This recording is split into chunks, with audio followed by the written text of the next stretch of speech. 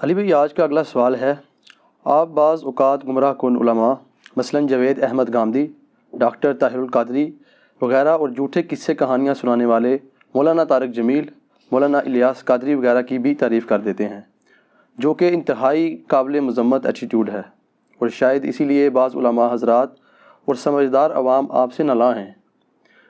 Please اپنی روش کو بدلیں اور صرف علماء حق کو ہی پروموٹ کیا کریں۔ پلیز صاحب مجھے علماء حق کی لسٹ دے دیں، میں انشاءاللہ ان کو پروموٹ کر دوں گا۔ آپ مجھے راستہ بتا رہے ہیں تو کرایہ بھی دیں ساتھ۔ اس لیے نہیں کہ مجھے کرایہ کی ضرورت ہے، اس لیے کہ یہ پاسبل ہی نہیں ہے۔ یہ جو آپ مشورہ دے رہے ہیں یہ امپاسبل ہے۔ اس کی وجہ یہ ہے کہ ایک مکتب سے تعلق رکھنے والے لوگ دوسرے مکتب سے تعلق رکھنے والے لوگوں کو گمراہ سمجھتے ہیں۔ اس کو چیک کرنے کا طریقہ ہے کہ اگر آپ سے کوئی بریلوی کہے نا کہ صرف علماء حق کو فالو کریں، تو ان سے کہیں کہ ٹھیک ہے میں کل سے صرف طارق جمیل صاحب اور الیاس گھومن صاحب کو سنا کروں گا، وہ کہے گا نہیں وہ تو گمراہ ہے۔ اور ایک جاہل بھی ان علماء کو گمراہ کہہ رہا ہوگا کیونکہ اس کے فرقے سے نہیں ہے۔ اگر کوئی دیوبندی کہنا جی صرف علماء حق کو سننا چاہیے، تو ان کو کہیں کہ کل سے میں ڈاکٹر طاہر القادری اور مولانا الیاس قادری صاحب کو سنوں گا، وہ کہیں گے وہ تو گمراہ ہے۔ ان کو نہیں نظر آئے گا کہ ڈاکٹر طاہر القادری صاحب کی کتابیں دنیا کی کئی یونیورسٹیز میں پڑھائی جا رہی ہیں۔ وہ ایک جاہل بھی ان کو گمراہ کہے گا۔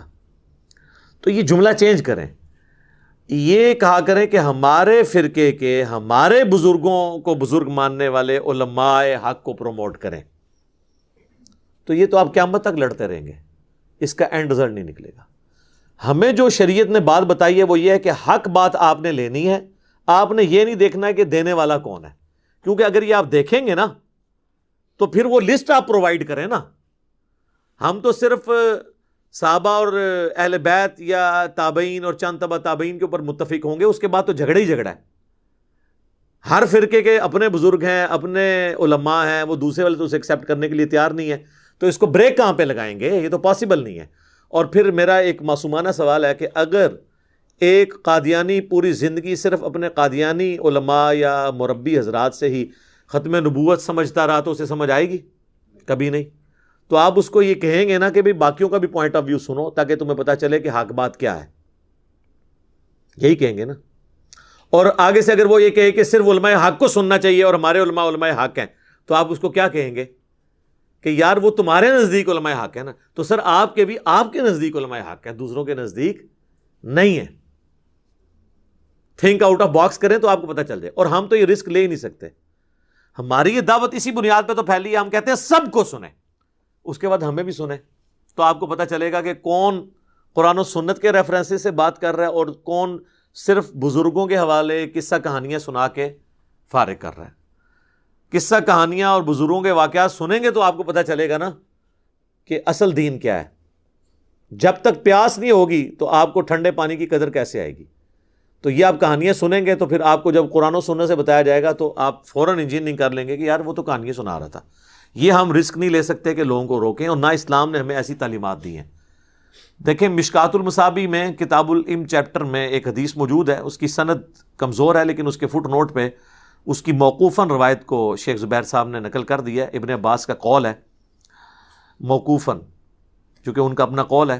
مرفوع حدیث جو نبی علیہ السلام کے ریفرنس ہے وہ کمزور ہے، کہ جو دانائی اور حکمت ہے یہ مؤمن کی گم شدہ میراث ہے، جہاں سے ملے اسے حاصل کر لو، اس کا حقدار وہی شخص ہے جو اسے حاصل کر رہا ہے، جہاں سے بھی ملے۔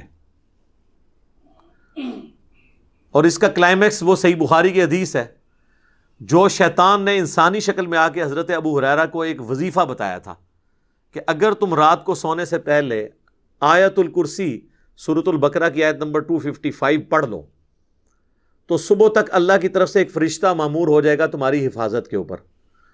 تو نبی علیہ السلام کو جب انہوں نے بتایا تو آپ صلی اللہ علیہ وآلہ وسلم نے فرمایا 3 راتوں سے یہ جو بھیس بدل کر انسانی شکل میں تیرے پاس آ رہا تھا، جانتے ہو وہ کون ہے؟ وہ شیطان تھا، وہ ہے تو جھوٹا لیکن اس نے یہ بات سچی کہی۔ تو آیت الکرسی کا وظیفہ نبی علیہ السلام نے ڈائریکٹ تعلیم نہیں کیا، یہ شیطان نے بتایا تھا، حضور نے اسے انڈورس کر دیا۔ تو آج کوئی شخص مسئلہ بتائے گا اسے بھی نبی علیہ السلام نے انڈورس کرنا ہوگا۔ کس طرح؟ کہ وہ کتاب و سنت میں موجود ہو، علماء نے نہیں کرنا۔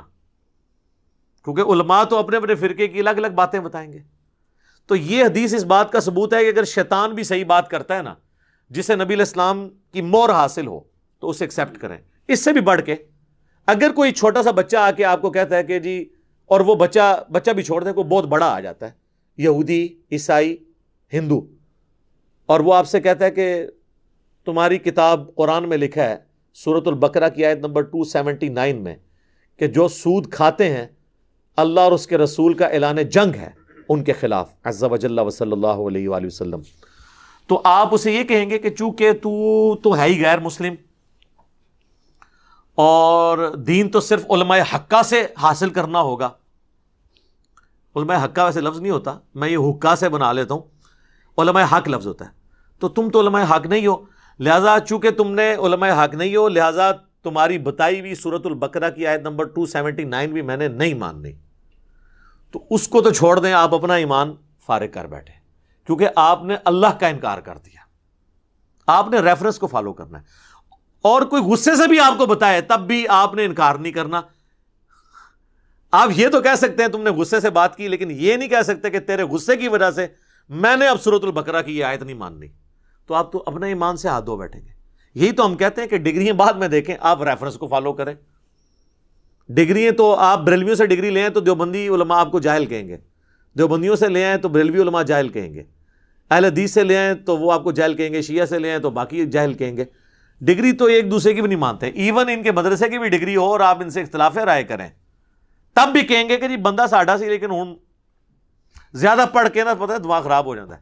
یہ پتہ نہیں کہاں سے انہوں نے, یعنی نبی علیہ السلام تو کہہ رہے ہیں قرآن میں آپ کو تعلیم کیا گیا ہے ربی زدنی علما, اے نبی آپ دعا کیا کریں میرے علم میں اضافہ کر. یہ کہتے ہیں زیادہ کو پڑھ دے تو پاگل ہو جاتا ہے. یہ کس آیت اور حدیث میں ہے کو زیادہ پڑھ دے تو پاگل ہو جاتا ہے یا گمراہ ہو جاتا ہے؟ علم حاصل کرنے سے تو انسان جو ہے وہ ہمیشہ اللہ کا قرب ہی حاصل کرتا ہے. وہ بندے پاگل ہوتے ہیں جو علم حاصل کرنے کے بعد اس پہ عمل نہیں کرتے اور اس علم کے الٹا چلنا شروع کر دیتے ہیں. یعنی نمائندہ مثال ہمارے علماء جو شوکیس میں بخاری مسلم تو سجائے ہوئے ہیں, لیکن اس کو کھول کے نماز کا طریقہ نہیں آپ کو اس میں سے بتا سکتے, کیونکہ اس کے اوپر عمل نہیں کر رہے. اور قرآن میں اللہ نے مثال دی ہے علماء یہود کی, یہ گدھوں کی مانند ہیں. جیسے گدھے پر کتابیں لاد دی جائیں نا, تو اب کتابیں پڑھ کے وہ گدھا نفع تو حاصل نہیں کر سکتا, تو بس وہ صرف کتابوں کا بوجھ اٹھائی پھرتا ہے. تو وہ علماء بھی گدھوں کی مانند ہے جو شوکیس میں صرف بوجھ اٹھائی پھرتے ہیں, ان کتابوں سے نفع نہیں حاصل کرتے. نفع حاصل کریں گے تو تب فائدہ ہوگا. تو ڈگریوں کی رٹ لگائی. تو میں ان کو اکثر کہتا ہوں کہ صحیح بخاری میں حدیث ہے بلغوا عنی ولو آیہ, پہنچا دو میری طرف سے اگرچہ تمہیں ایک آیت بھی آتی ہو نا تو تم دوسرے تک وہ پہنچا دو. یہ نبی علیہ السلام کی طرف سے آپ کی رسپانسبلٹی ہے, کیونکہ پوری امت دائی امت ہے نا. کنتم خیر امت اخرجت للناس تأمرون بالمعروف وتنہون عن المنکر, تم بہترین امت ہو جو لوگوں کے نفع کے لیے نکالی گئی ہو, لوگوں کو نیکی کی طرف بلاتے ہو اور برائی سے روکتے ہو. وتؤمنون باللہ, اور اللہ پر ایمان لاتے ہو. ایمان تیسرے نمبر پر ذکر کیا اس لیے کہ ایمان ہو گئی کامل اس کا جو اللہ کے لیے حمیت رکھتے ہوئے لوگوں کو نیکی کی طرف بلائے گا اور برائی سے روکے گا. یہ ڈگریوں کو لے کے بیٹھے ہوئے, تو میرے بھائی اس طرح کی قدغن نہیں آپ لگا سکتے. وہ کراچی کے ایک مولانا صاحب ہیں, مفتی صاحب مشہور, انہوں نے باقاعدہ ایک ویڈیو میرے خلاف پچھلے دنوں اپلوڈ کی کہ جی یہ غامدی کی تعظیم کرتا ہے جبکہ غامدی تو گمراہ ہے. تو جو گمراہ بندے کی تعظیم کرے تو اس کا اپنا سٹیٹس کیا ہے؟ اتنے بڑے بڑے بلینڈر غامدی صاحب سے ہو رہے ہیں اور ہمارے انجینئر صاحب کی تصویریں وائرل ہو رہی ہے کہ وہ غامدی کے ہاتھ چوم رہے ہیں. سمجھ میں آ رہی ہے بات؟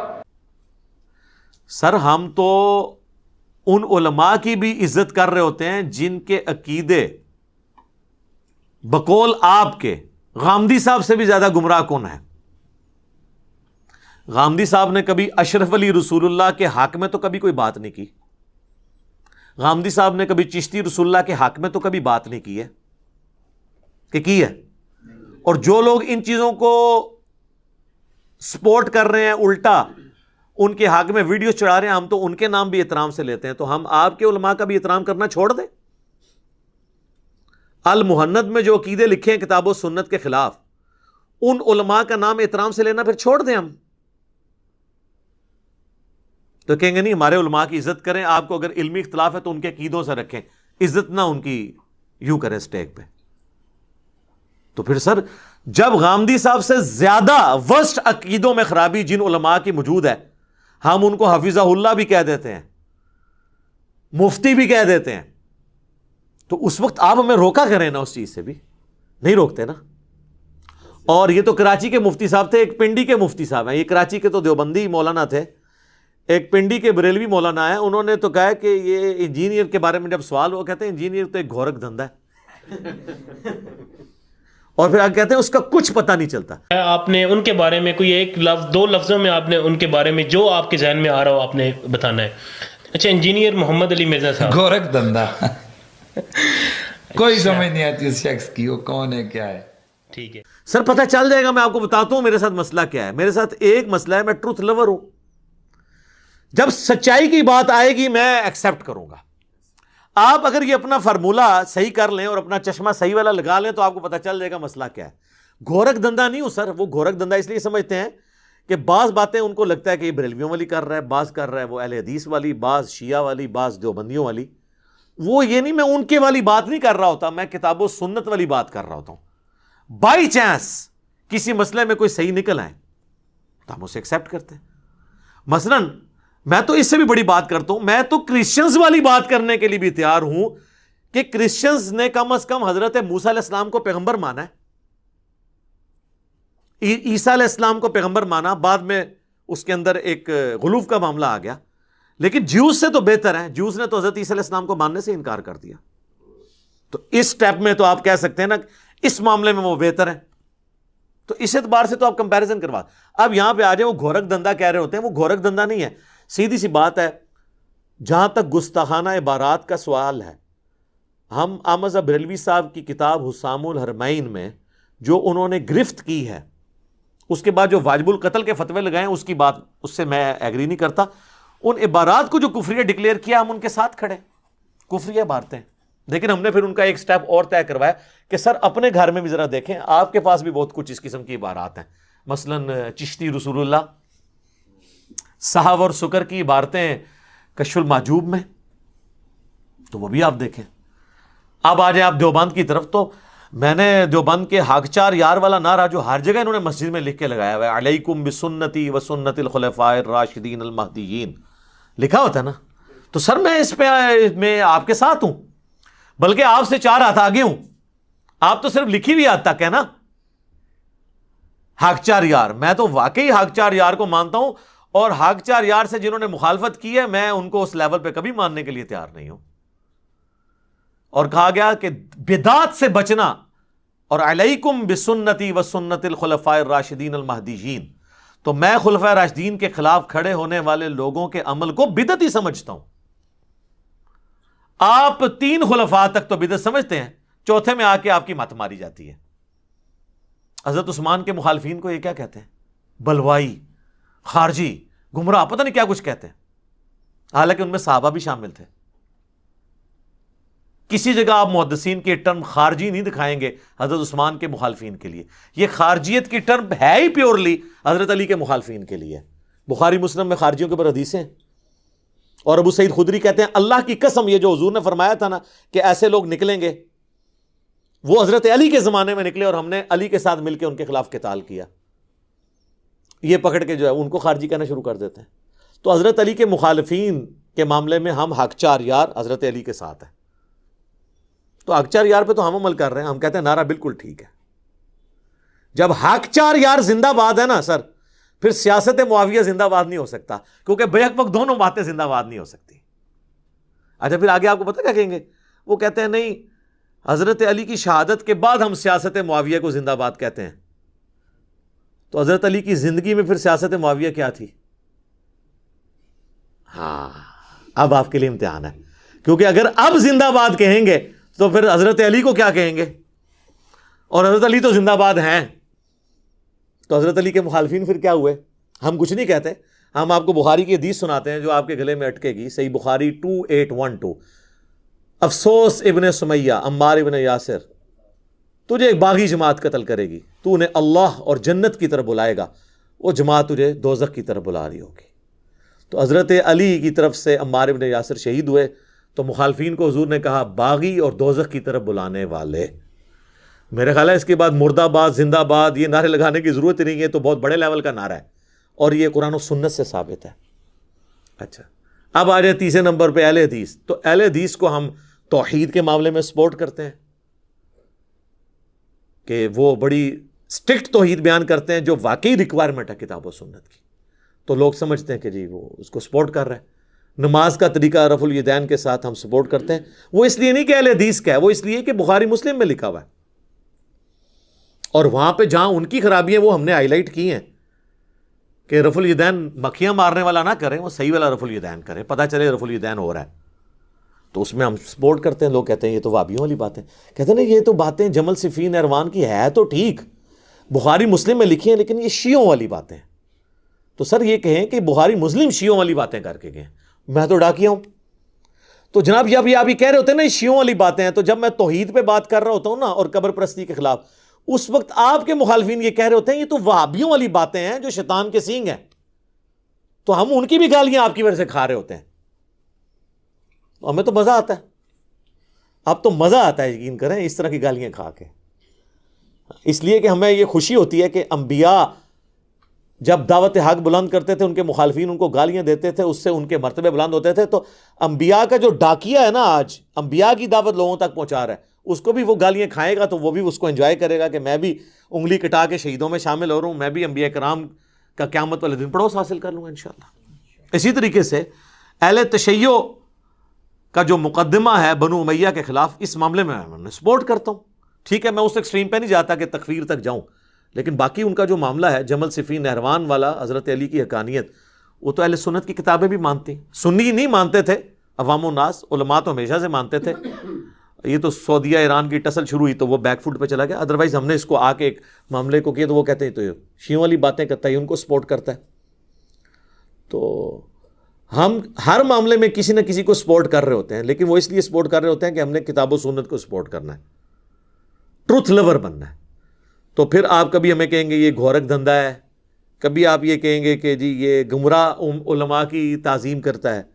وہ اسی وجہ سے کہ ہم کہتے ہیں سب کو سنیں, یہ قدغن آپ نہیں لگا سکتے کہ اس کو سننا ہے اس کو نہیں سننا. باقی ہمارا تو کام صرف سمجھانا ہے, کوشش کر رہے ہیں انشاءاللہ تعالی امام مہدی کے لیے راہ ہموار کر رہے ہیں, کیونکہ امام مہدی بریلوی دیوبندی اہل حدیث شیعہ میں اگر آئے کسی ایک میں بھی, باقی انہوں نے نہیں ماننا, جو مرضی آپ کر لیں. یہ مان سکتے ہیں نہیں مان سکتے, وہ اسی وقت آئیں گے جب سب کے سب اپنے لوگ اپنے آپ کو مسلم کہیں گے, یعنی دوسرے معنوں میں نہ میں وہابی نہ میں بابی, میں ہوں مسلم علمی کتابی. ٹھیک ہو گیا جی.